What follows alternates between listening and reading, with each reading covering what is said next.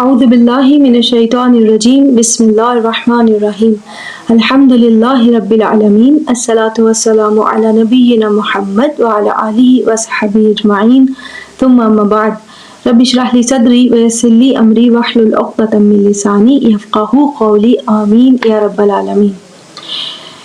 اس سورت کا نام قریش کے نام پر ہے۔ قریش بیت اللہ کے متولی تھے یعنی کیئر ٹیکر، اور یہ 10 سے 14 بڑے قبائل تھے، جس میں سے ایک کا نام بنو ہاشم ہے۔ رسول اللہ صلی اللہ علیہ وسلم کا تعلق قریش کے قبیلے بنو ہاشم سے تھا۔ رسول اللہ صلی اللہ علیہ وسلم نے فرمایا ان اللہ اصطفیٰ کنانہ من ولد اسماعیل، اللہ تعالیٰ نے اسماعیل علیہ السلام کی اولاد میں سے کنانہ کو چنا، واصطفیٰ قریش من کنانہ، اور بنو کنانہ میں سے قریش کو چنا۔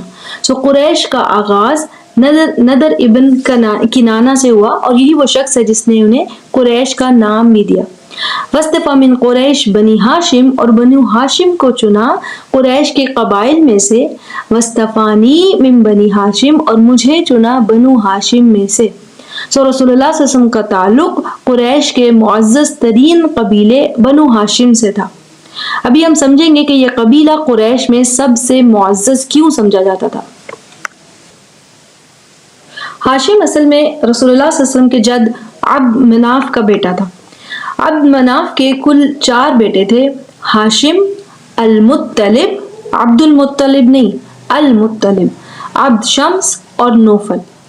ہاشم ایک مشہور تاجر اور بہت ہی انٹیلیجنٹ انسان تھا۔ اس میں بہت عمدہ کاروباری صلاحیتیں تھیں۔ ہاشم کا انتقال فلسطین میں غزہ میں ہوا، اس لیے غزہ کو غزۃ ہاشم بھی کہتے ہیں، کیونکہ ہاشم بن عبد مناف کی قبر وہاں ہے۔ سوال یہ ہے کہ ہاشم جس کا تعلق مکہ سے تھا وہ غزہ کیوں گیا تھا؟ ہاشم کی شادی مدینہ کے ایک مشہور قبیلے بنو نجار میں ہوئی تھی۔ اس کی بیوی اور بچہ وہیں تھے مدینہ میں۔ ہاشم کی وفات کے بعد یہ بچہ اپنی ماں کے ساتھ ہی رہا۔ ہاں جب جوان ہونے کے قریب تھا، کوئی 12 سال کا تقریباً، ہاشم کا بھائی المطلب اس بچے کو مکہ لے آیا۔ جو بھی ان کا طریقہ کار تھا کہ بچہ باپ کے خاندان میں پلے بڑھے اور اس کا حصہ بنے۔ جب المطلب اس بچے کو لے کر مکہ میں داخل ہوا، عام لوگوں نے یہی سمجھا کہ المطلب مدینہ سے واپسی پر کسی غلام بچے کو خرید کر لایا۔ اس بچے کا نام عبد المطلب مشہور ہو گیا۔ اصل نام اس بچے کا شیبۃ الحمد تھا، لیکن تاریخ اسے عبد المطلب کے نام سے ہی جانتی ہے۔ آپ نوٹ کر لیں کہ ہاشم معروف انسان تھا۔ ایک شادی اس نے مدینہ میں کر رکھی تھی، وفات اس کی غزہ میں ہوئی، یعنی مکہ سے باہر بھی لوگ اسے جانتے تھے۔ تاجر جو تھا، ہاشم وہ شخص ہے جس نے جزیرہ عرب کی اکنامک مالی حالت بدل کر رکھ دی۔ اس کے بعض فیصلوں نے جزیرہ عرب میں وہ خوشحالی لائی جو پہلے کبھی بھی نہیں تھی۔ اسی لیے ہاشم کا قبیلہ بنو ہاشم قریش کے قبائل میں معزز ترین سمجھا جاتا تھا۔ اس زمانے میں بین الاقوامی تجارت یعنی انٹرنیشنل ٹریڈ 2 طرح سے ہوتی تھی، ایک بری اور دوسری بحری، زمینی راستے سے اور سمندری راستے سے۔ یمن کا علاقہ جزیرہ عرب کے جنوب یعنی ساؤتھ میں واقع ہے۔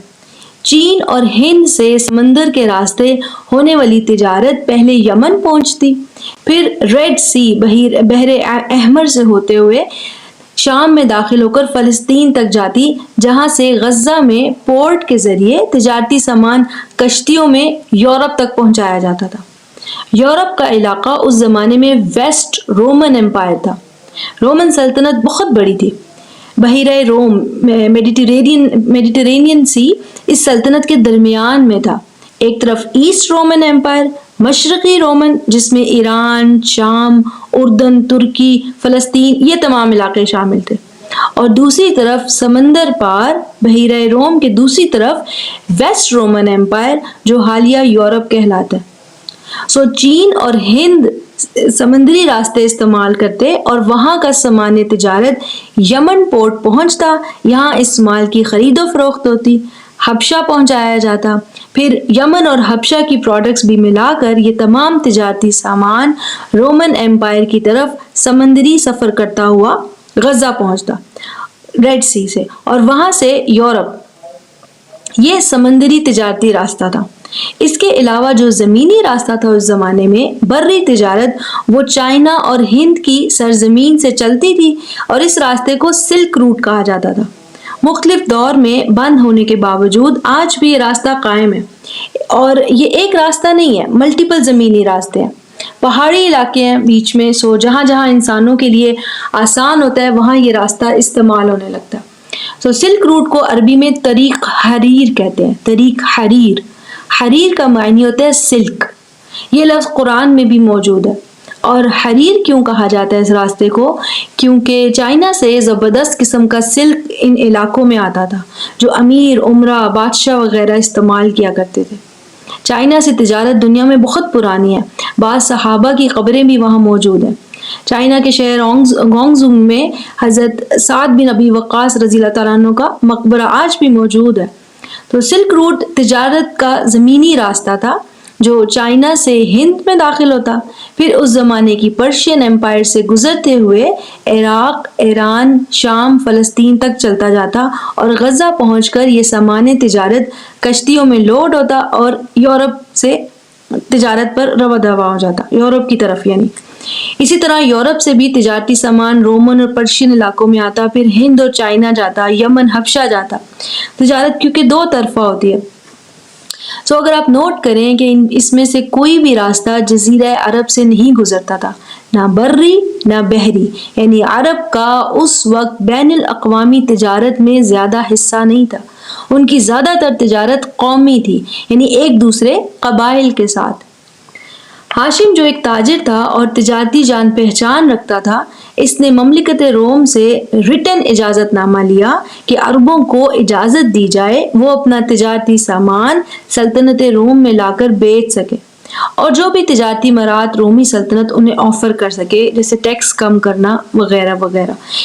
اسی طرح رومی سلطنت اپنے تجارتی قافلے جزیرہ عرب سے ہوتے ہوئے مکہ شہر سے گزرتے ہوئے یمن تک لے جا سکے۔ ان رومی قافلوں کو، ہاشم کے مطابق ان رومی قافلوں کو ہم امان دیں گے، اور ریٹن اجازت نامہ کیوں لیا اس نے؟ تاکہ رومی سلطنت میں قافلے داخل ہوتے ہوئے یہ اجازت نامہ دکھا سکیں۔ اس زمانے میں رومی سلطنت کے ویسے بھی فارس سے یعنی پرشین امپائر سے کس طرح کی سلطنت سے جنگ چلتی رہتی تھی، سلک روٹ سے تجارت کرنا مشکل ہو جاتا تھا۔ قیصر جو رومی سلطنت کا بادشاہ تھا، اس نے ہاشم کا یہ معاہدہ قبول کر لیا۔ اس معاہدے کو الایلاف کہتے ہیں۔ ایسا ہی معاہدہ ہاشم نے اپنے بھائی عبد شمس کے ذریعے حبشہ کی سلطنت سے کیا اور المطلب کے ذریعے یمن کی سلطنت سے کیا۔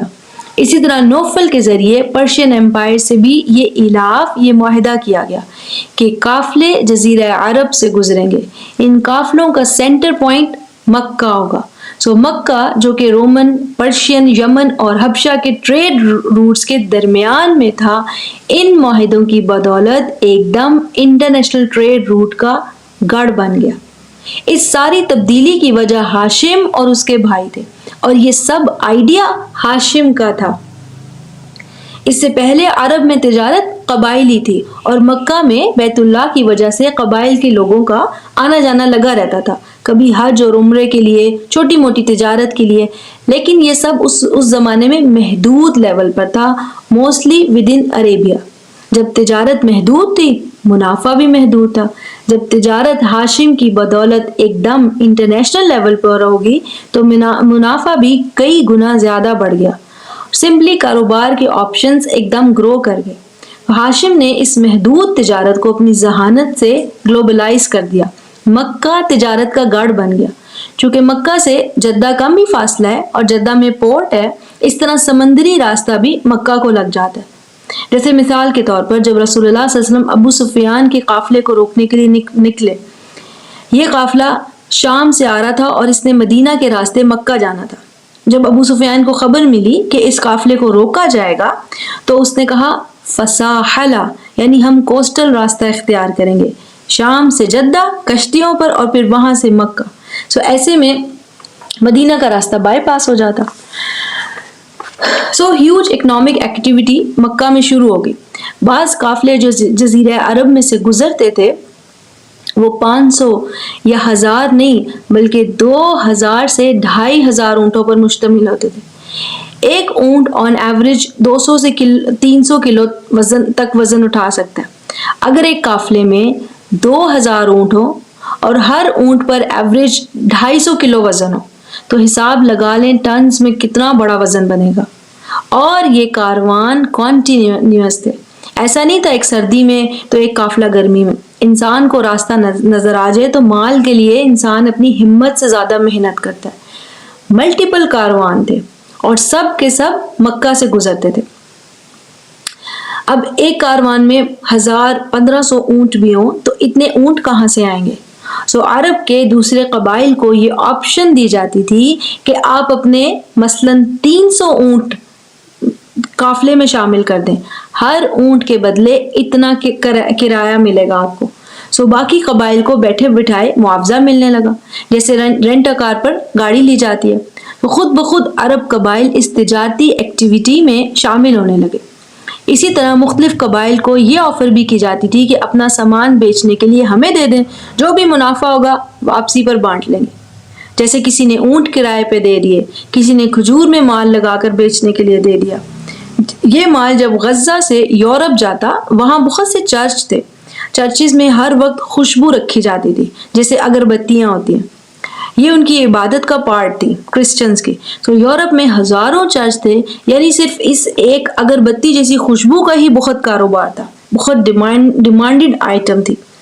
بعض ہتھیار تھے جو ہند سے آتے تھے، ان کو خرید و فروخت کیا جاتا۔ ایک خاص قسم کی تلوار جو ہند میں بنتی تھی جس کا نام تھا مہند، تو خاص پروڈکٹ تھی۔ اس کے علاوہ ہند سپائسز کے لیے ہمیشہ سے مشہور تھا، اس کا بھی بہت کاروبار تھا۔ تو یمن سے مال سستے داموں خرید کر روم میں یورپ میں وہی مال مہنگے داموں بیچ دیا جاتا تھا، کیونکہ رومن ایمپائر امیر تھی۔ اگر کسی کے پاس اونٹ نہیں ہے کرائے پر دینے کے لیے، کوئی مال نہیں ہے، خوشبو، کھجور، سونا وغیرہ نہیں ہے بیچنے کو دینے کے لیے، پھر بھی اس کے لیے آفر ہے، وہ یہ کہ قبیلہ آتے جاتے قافلوں کو پروٹیکشن دے اور مال بنائے۔ ایسے میں وہ لوگ قافلوں کو لوٹنا پسند کریں گے؟ بالکل بھی نہیں، انہیں تو قافلوں کو نہ لوٹنے کے پیسے بلکہ دینار مل رہے تھے۔ عرب خود بخود امیر ہونے لگے اور اس تجارت کا گڑھ سب سے زیادہ امیر مکہ۔ look at the intelligence and foresightedness of ہاشم۔ اب آپ اندازہ کر سکتے ہیں کہ بدر کے معرکے میں کیسے 1000 کی فوج فوراً تیار کر لی گئی، کیونکہ سب کا مال تھا اس قافلے میں جو ابو سفیان لے کر آ رہا تھا۔ لوگ خود قافلے کی حفاظت کے لیے دوڑے۔ تاجروں کا منافع کس لیول کا تھا، ذرا اس کی مثال دیکھیں۔ حضرت عثمان بن عفان رضی اللہ تعالیٰ عنہ بہت امیر تاجر تھے۔ غزوہ تبوک میں انہوں نے 30,000 کی فوج کا 1/3 یعنی کم از کم 10,000 فوجی کا خرچہ خود اٹھایا اکیلے، یہاں تک کہ فوجیوں کے استعمال کے تسمے تک ان کے دینار سے خریدے گئے، اور اس کے علاوہ 10,000 دینار رسول اللہ صلی اللہ علیہ وسلم کو الگ سے دیے۔ ابو بکر صدیق رضی اللہ تعالیٰ عنہ کے دور میں قحط تھا، قحط کے دوران 1000 اونٹ مدینہ پہنچے جو اناج اور گندم سے لدے ہوئے تھے۔ یہ 1000 اونٹ تمام کے تمام عثمان بن عفان رضی اللہ تعالیٰ عنہ کے تھے۔ حضرت عثمان غنی نے سب بانٹ دیے اور مدینہ سے قحط کا خاتمہ ہو گیا۔ مصعب بن عمیر رضی اللہ تعالیٰ عنہ امیر ترین گھرانے سے تعلق رکھتے تھے۔ اسلام قبول کرنے سے پہلے ان کے بارے میں مشہور ہے کہ وہ ایک لباس جو پہنتے اسے دوبارہ نہ پہنتے، جو خوشبو ایک بار استعمال کرتے وہ دوبارہ نہ لگاتے۔ حضرت خدیجہ رضی اللہ تعالیٰ عنہ بہت ہی امیر تاجر تھے، بہت منافع تھا ان کے کاروبار میں۔ اکثر امت نہیں جانتی کہ مکہ کی اقتصادی صورتحال، اکنامک کنڈیشن اسلام سے پہلے کیا تھی۔ یہ سب لوگ اہل مکہ کس قدر مالدار تھے۔ مکہ تجارتی ایکٹیویٹی کا سینٹر پوائنٹ تھا، اور اس بڑی تبدیلی کی وجہ ہاشم تھا۔ اس لیے بنو ہاشم کو کل عرب میں بہت اونچا مقام حاصل تھا۔ جب اسلام کی دعوت شروع ہوئی تو جزیرہ عرب کے لوگ اپنے مالی یعنی اکنامک معاملات میں، سیاسی معاملات میں، مذہبی معاملات میں بنو ہاشم کو بہت اہمیت کی نظر سے دیکھتے تھے۔ جب حجاج آتے حج کے دنوں میں اسپیشلی بنو ہاشم کے لوگ حجاج کا بہت اکرام کرتے، یہ اسلام سے پہلے کی بات ہے۔ انہیں کھلاتے پلاتے، کہاں سے آتا تھا یہ مال؟ انہی تجارتی سفروں سے۔ اب سمجھا جا سکتا ہے کہ قبیلہ بنو ہاشم اہل عرب کے نزدیک اتنا باعزت کیوں تھا، اور یہ بھی سمجھ آ سکتی ہے کہ ہاشم جس کا تعلق مکہ سے تھا اس کا انتقال غزہ میں کیوں ہوا، کیونکہ وہ کسی تجارتی سفر میں غزہ کے مقام پر موجود تھا جب اسے موت نے آ لیا۔ مکہ اور اس کے گرد و نواح وہ علاقہ ہے جو وادی غیر ذی زر ہے، یعنی کہ کوئی فصلیں نہیں اگتی، زمزم کے علاوہ پانی کا مستقل کوئی بندوبست نہیں ہے، گرمیوں میں درجہ حرارت 50 ڈگری سے بھی اوپر چلا جاتا ہے، ہر طرف کالے اور پتھریلے پہاڑ ہیں، پھر بھی اس علاقے میں رزق کی فراوانی ہے، یہ انتظام خود اللہ تعالیٰ کا سنبھالا ہوا ہے۔ ابرہہ الاشرم جس کا ذکر سورۃ الفیل میں ہے، وہ مکہ میں بیت اللہ کو مٹانے عبد المطلب کے دور میں آیا تھا۔ عبد المطلب ہاشم کے بیٹے تھے، اور جس وقت ابرہہ یمن سے حملہ کرنے آیا عبد المطلب بزرگ تھے۔ ہاشم 497 عیسوی میں فوت ہوا تھا اور ابرہہ کا واقعہ 570 عیسوی میں ہے۔ ہاشم کے دور سے لے کر 570 عیسوی تک مکہ اکنامکلی بہت ترقی کر چکا تھا کہ ابرہہ الاشرم اس علاقے کی اقتصادی مضبوطی کو توڑنے چلا آیا تھا۔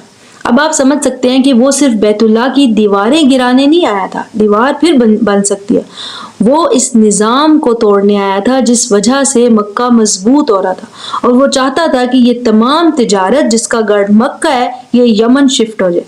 یہ پراسپیرٹی ان ایلاف کی وجہ سے تھی جو ہاشم کے ذریعے اللہ تعالیٰ نے ہونے دیے۔ کیوں دی یہ خوشحالی؟ اس کا جواب اس سورت میں ہے۔ سورت شروع کرنے سے پہلے آخری بات ذہن نشین کر لیں کہ قرآن میں سورتوں کی ترتیب میں سورہ فیل اور سورہ قریش ساتھ ساتھ ہے۔ پہلے سورۃ الفیل ہے اور پھر سورۃ قریش، دونوں بیت اللہ کے بارے میں بات کرتی ہیں۔ اس وجہ سے بعض اہل علم کو یہ غلط فہمی بھی ہو جاتی ہے کہ دونوں صورتیں ایک ہی ہیں، یعنی ایک ہی موضوع پر بات کر رہی ہیں، لیکن ایسا نہیں ہے۔ سورۃ فیل 5 آیات ہیں جن کو اللہ تعالیٰ نے الگ سورت کا درجہ دیا اور اس کا نام الفیل رکھا ہے۔ سورۃ قریش 4 آیات ہیں جن کو اللہ تعالیٰ نے الگ سورت کا درجہ دیا ہے اور اس کا نام قریش رکھا ہے، سورۃ قریش۔ سورۃ فیل بات کرتی ہے جب بیت اللہ پر کسی بیرونی یعنی آؤٹ سائڈ قوت نے حملہ کرنے کی کوشش کی۔ سورۃ قریش بات کرتی ہے قریش کے بارے میں جو اندرونی ہے، یعنی بیت اللہ کے مقصد کو اندر سے کھوکھلا کر رہے تھے۔ سورۃ فیل میں ہاتھی والے یعنی ابرہہ اس کا لشکر بیت اللہ کو ختم کرنے آئے تھے۔ اس کے برعکس قریش کبھی نہیں چاہتے تھے کہ بیت اللہ ختم ہو، وہ تو چاہتے تھے کہ یہ قائم رہے اور وہ اس کی بدولت مال و دولت جمع کرتے رہے۔ جو اہل علم ان دونوں کو ایک سمجھتے ہیں وہ کہتے ہیں کہ سورہ فیل کا اختتام ہوا فَجَعَلَهُ كَعَصْفٍ مَأْكُولٍ کہ ابرہہ اور اس کے لشکر کو چورا چورا کر دیا، اور سورۃ قریش شروع ہوتی ہے لِإِلَافِ قریش تاکہ قریش میں مانوسیت و الفت ہو، یعنی ابرہہ کا لشکر تباہ کیا تاکہ قریش میں الفت قائم ہو، مانوسیت قائم ہو۔ لیکن یہ ربط بالکل بھی ٹھیک نہیں ہے، اس لیے کہ سورۃ قریش اس زمانے کے ساتھ جڑی ہے جو ہاشم کے دور کا تھا، اور سورۃ فیل ہاشم کے بیٹے عبد المطلب کے دور کے واقعے سے جڑی ہوئی ہے۔ سورہ فیل کا واقعہ ہوا ہی ہاشم کے بیٹے عبد المطلب کے بڑھاپے میں جا کر ہے۔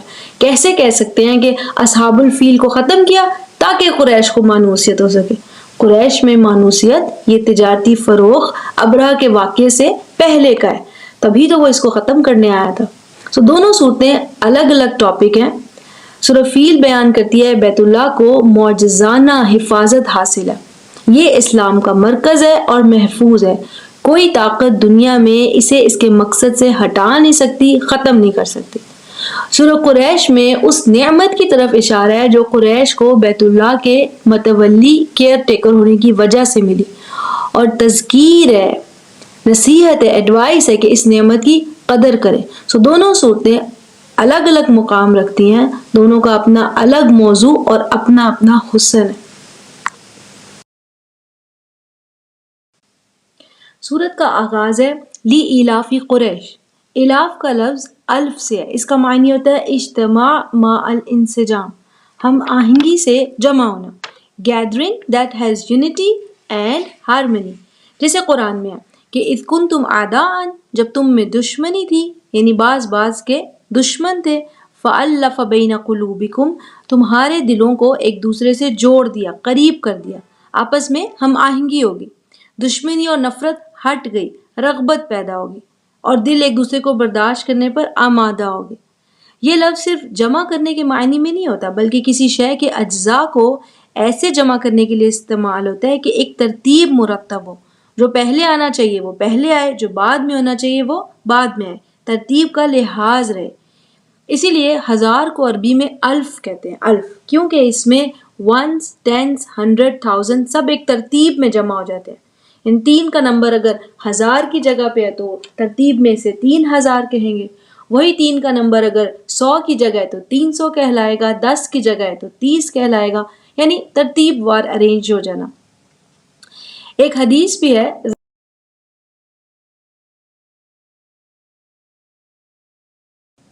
کننا عند رسول اللہ،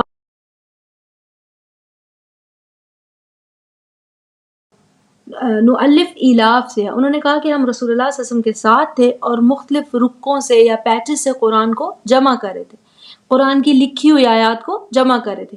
کوئی آیات جیسے پتھر پر لکھی تھیں، کوئی کسی لکڑی پر، کوئی جلد پر، انہیں اکٹھا کرنے کا کیا مقصد ہے کہ آیات کو ترتیب کے حساب سے جمع کرنا، جو آیت ترتیب میں پہلے ہوگی اسے پہلے لکھنا، جو بعد میں اسے بعد میں۔ تو ایسی ترتیب وار جمع کے لیے زید بن ثابت نے نؤلف کا لفظ استعمال کیا۔ اہل عرب کے استعمال سے ہی معلوم ہوتا ہے کہ کسی لفظ کے کیا معنی ہے۔ مکمل حدیث یہ ہے کہ رسول اللہ صلی اللہ علیہ وسلم نے اس موقع پر فرمایا، طوبی للشام، شام کے لیے خوشخبری ہے، یعنی شام بہت خوش قسمت ہے۔ فقلنا لأی ذلک یا رسول اللہ، ہم نے پوچھا کہ ایسا کیوں ہے اللہ کے رسول؟ قال لأن الملائکۃ الرحمن باسطۃ اجنحتہا علیہا، کیونکہ رحمان کے فرشتے اس پر اپنے پر پھیلائے ہوئے ہیں۔ الاف ایسے جمع کرنے کو کہتے ہیں جس میں ایک ہارمنی ہو، ترتیب ہو، ربط ہو۔ لی الافی قریش، یہ جو پہلا حرف ہے لی، یہ اسے کہتے ہیں لام الغایہ، لی اجلی، اس کا معنی ہوگا تاکہ، اس لیے کہ، اس مقصد کے لیے یا اس وجہ سے کہ الاف قریش ہو، یعنی قریش مانوس ہو، ان میں الفت ہو، جان پہچان ہو۔ کس سے الفت ہو؟ جیسے کہ آپس میں الفت ہو، قریش ایک دوسرے سے مانوس ہو، ان کے آپس میں اسٹرانگ بانڈ ہو، ایک دوسرے کے لیے رغبت ہو، روابط ہو، میل جول ہو ایک دوسرے سے۔ ساتھ ہی دوسری آپشن کیا ہے کہ وہ مانوس ہوں اس علاقے سے جہاں کالے پتھریلے پہاڑ ہیں، درجہ حرارت گرمی میں 50 سے بھی اوپر چلا جاتا ہے، وادی غیر زیزار ہے کہ یہاں کچھ اگتا نہیں ہے، ایسے ہارش علاقے سے وہ مانوس ہو، یا انہیں یہاں سے الفت ہو۔ محبت تبھی ہو سکتی ہے کسی علاقے سے جب وہاں رزق وافر ہو، کمائی کے مختلف ذرائع ہوں۔ مختلف طرح کا الاف ہے، ایک آپس میں ایک دوسرے سے رغبت اور روابط، آپس میں الاف، مفادات کی خاطر ہی صحیح لیکن ایک دوسرے سے تعلق۔ دوسرا اس علاقے سے رغبت اور محبت، اس کی عادت جہاں بیت اللہ ہے وہ اس کے گرد آباد ہیں، ان کے رہنے کے لیے آسانی ہو، وافر رزق اور کمائی کے ذریعے ہو۔ اور تیسرا قریش کو باقی دنیا سے مانوسیت ہو، باقی عالم سے ان کے روابط ہو۔ اس الاف کو پیدا کرنے کے لیے لی الافی قریش، اس الاف کو پیدا کرنے کے لیے ہے الافہم رحلۃ الشتاء والصیف، ان کی رغبت بنا دی گئی ہے، انہیں مانوس کر دیا گیا ہے سردی اور گرمی کے سفروں سے، یعنی یہ سردی اور گرمی کے سفر سے مانوسیت، اس کی عادت، یہ سارا معاملہ جو اللہ تعالیٰ نے ہاشم کے ذریعے کیا، عرب کو بین الاقوامی تجارت کا حصہ بنا دیا، مکہ کو اس بین الاقوامی تجارت کا گڑھ بنا دیا، اس لیے ہے کہ لی الافی قریش ہو، تاکہ قریش مانوس ہو جائے آپس میں ایک دوسرے سے، اس ماحول سے بھی اور باہر کی دنیا سے بھی۔ ان تجارتی سفروں سے ایک تو ان کے مفادات ایک ہو گئے، مکہ سے باہر، عرب سے باہر ان کی جان پہچان ہوگی، وہ نہ صرف ایک دوسرے کے عادی ہو گئے بلکہ باہر کی دنیا بھی جاننے لگی مکہ کیا ہے، وہاں بیت اللہ کیا ہے، قریش کون، اور سب سے اہم بنو ہاشم کون ہے، کیونکہ یہ وہ علاقہ، یہ وہ قبیلہ ہے جہاں اللہ تعالیٰ نے اپنے رسول کو بھیجنا تھا۔ وہ رسول جو ایک خاص علاقے کے لیے نہیں ہوگا بلکہ کل جہان کے لیے ہوگا. سو اس رسول کے آنے سے پہلے ان سردی اور گرمی کے سفروں یعنی ان ٹریڈز کے ذریعے انہیں آپس میں بھی رغبت ہوگی, کل جہان میں بھی ان کی جان پہچان ہوگی, اور ان کے مالی اقتصادی حالات بھی بہتر ہو گئے, رزق بھی وافر ہو گیا. یہ سب تجارت جو بآسانی پھیلتی چلی گئی ان کے لیے بہت امن اور ترقی اور پراسپیرٹی لے کر آئی. اس سب کی سب تجارت کا ہو جانا یہ تقدیر ربانی ہے, اللہ تعالیٰ نے ایسا چاہا. بنو ہاشم کا ایک مقام ہو کل عرب میں رسول اللہ صلی اللہ علیہ وسلم کے آنے سے پہلے. قریش کی لغت جس میں قرآن نازل ہوا وہ جانی پہچانی ہو اہل عرب کے لیے. قریش کون ہے, کہاں سے ہے, وہاں بیت اللہ کا کیا معنی ہے, یہ کل عالم میں ان کے گھلنے ملنے سے ہی معلوم ہوگا. یعنی رسول اللہ صلی اللہ علیہ وسلم کے تشریف لانے سے پہلے سٹیج سیٹ کیا جا رہا ہے, کیونکہ یہ وہ لوگ ہیں جن کو سعادت ملنے والی تھی کہ کل دنیا کو چھوڑ کر آخری رسول یہاں معبود ہونا تھا, مسلم امت کا گڑھ یہ علاقہ بننا تھا. یہ سب اللہ تعالیٰ کے ہیوج پلان کا حصہ تھا. اسی لیے جب مسلمان ہجرت کرنا چاہتے تھے رسول اللہ صلی اللہ علیہ وسلم نے حبشہ کو چنا, نہ پرشیا کو, نہ رومن کو, نہ یمن کو, کیونکہ رسول اللہ صلی اللہ علیہ وسلم جانتے تھے کہ وہاں آج کل کا بادشاہ کیسا ہے. جب قریش نجاشی کے دربار میں پہنچے مسلمانوں کو حاصل کرنے کے لیے اور حضرت جعفر رضی اللہ تعالیٰ عنہ نے تقریر کی مسلمانوں کی طرف سے, قریش نجاشی کے لیے کوئی ایکس وائی قوم نہیں تھی, یہ وہ لوگ تھے جو اس کے ملک میں آ کر تجارت کرتے تھے. ہرقل کیسر روم کو جب رسول اللہ صلی اللہ علیہ وسلم کا خط ملا اس نے ابو سفیان سے تصدیق کے لیے سوالات کیے, یعنی وہ جانتا تھا ابو سفیان کو. ابرہہ کیوں آیا تھا یمن سے بیت اللہ کو ختم کرنے کے لیے, کہ اسے معلوم تھا کہ یہ لوگ یمن سے اقتصادی طور پر زیادہ مضبوط ہوتے جا رہے ہیں. یہ تمام تجارت کا وہ تمام تجارت کا مرکز اپنے پاس شفٹ کرنا چاہتا تھا, ورنہ نہ ہی اسے اپنے کلیسا سے کوئی رغبت تھی کہ اس کی حرمت کی خاطر چلایا, نہ ہی اس میں بیت اللہ کا کوئی احترام تھا. سو ان دو آیتوں کو ان ادر ورڈز ہم ایسے سمجھ سکتے ہیں جیسے جو سہولیات والدین اولاد کو دے رہے ہوتے ہیں وہ اس مقصد کے لیے اس لیے کہ وہ اولاد بے فکر ہو کر اپنی پڑھائی پر دھیان دیں, یا پھر جو لیکچرز یونیورسٹی میں دیے جاتے ہیں وہ اس لیے کہ اسٹوڈنٹس پڑھیں. یعنی یہ جو مکہ کی اقتصادی صورتحال بہتر کر دی گئی وہ اس لیے کہ وہ آپس میں مانوس ہوں, ان علاقوں میں مانوس ہوں, باقی دنیا سے مانوس ہوں, کیونکہ یہ وہ لوگ ہیں جہاں رسول کا ظہور ہونے والا تھا. وہ رسول جو ایک علاقے کے لیے نہیں کل دنیا کے لیے ہوگا. اب جیسے والدین خرچ کرتے ہیں اولاد پر, تو اولاد کو چاہیے کہ وہ سہولیات لے کر اپنی ذمہ داری پوری کرے. یونیورسٹی لیکچرز ارینج کرتی ہے, اسٹوڈنٹس کو چاہیے کہ وہ لیکچر لینے وقت پر پہنچے. اسی طرح سے ہے فَلْيَعْبُدُوا رَبَّ هَذَا الْبَيْتِ, تو پھر انہیں بھی چاہیے کہ اس گھر کے رب کی عبادت کریں, نعمتوں کا عملی طور پر شکر کریں. اسی گھر میں رب کا نام پھیلنے سے روک رہے ہیں. رب هَذَا الْبَيْتِ یعنی رب هَذَا الْبَيْتِ کی عبادت کریں, نہ کہ فَلْيَعْبُدُوا رَبَّ هَذَا الْبَيْتِ, نہ کہ اصنام کی, بتوں کی, نہ کہ اپنی خواہشات کی, نہ کہ مال و دولت کی. اس گھر کے رب کی بندگی کریں جس کی بدولت انہیں سب کچھ حاصل ہوا ہے. الذی اطعمہم من جوع, جس نے انہیں کھلایا, کیسے وافر رزق دیا اس اکنامک ایکٹیویٹی کے ذریعے جس کا راستہ اللہ تعالیٰ نے ہاشم کے ذریعے کھولا.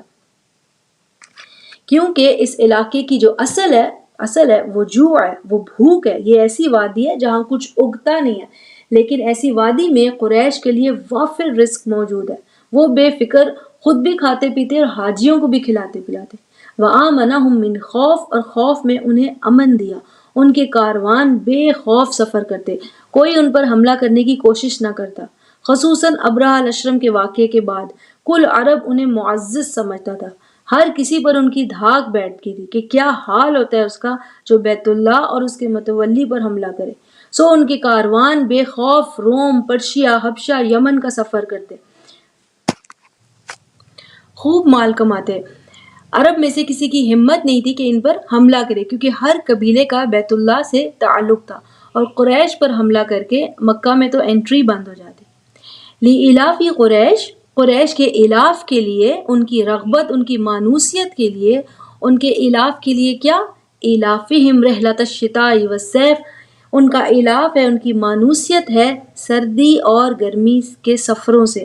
یہ تقدیر ربانی ہے. بنجر زمین میں ان کے لیے وافر رزق تھا، کوئی ان پر حملہ کرنے کی جرت نہ کرتا. معجزاتی طور پر ہر سلطنت کے ساتھ اللہ تعالیٰ نے ان کے معاہدوں کے راستے کھول دیے.